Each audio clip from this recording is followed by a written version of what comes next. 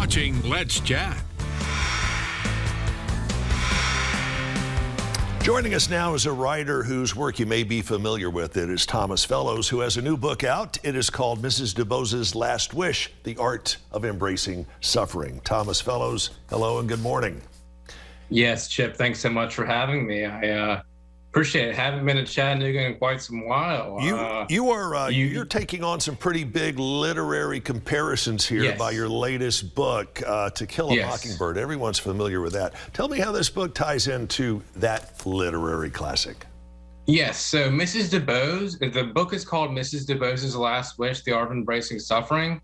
And there's a little-known character named Mrs. Dubose, who I think is the most important character of the book.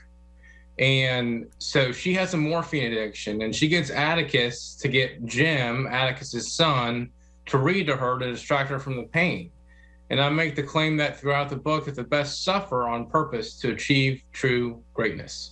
Why are you making the claim that she is one of the most important characters in that book?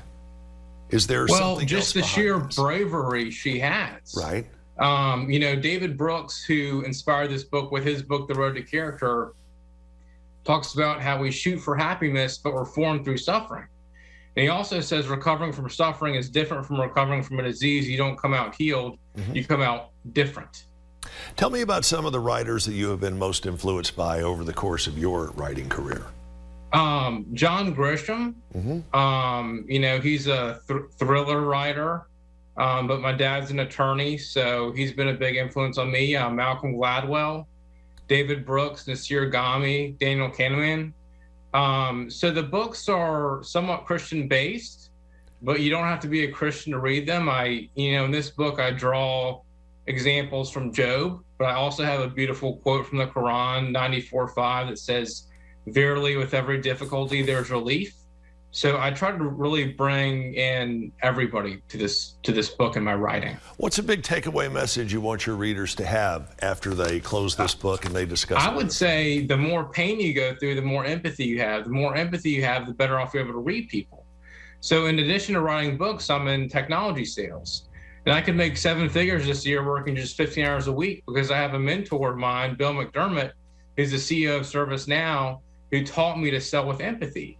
And the guy made $63 million in 2019, wow, $25 million in 2020. And he taught me that nice guys don't finish last, they finish first. I think that's certainly a point well made. Hey, tell us where we can get the book, if you would.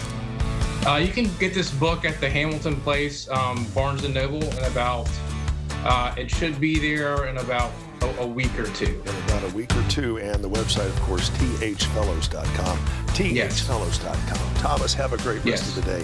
Thanks so much for joining us. Again, Hamilton Place, Barnes & Noble, as he said. Look forward to reading this myself and his website, thfellows.com.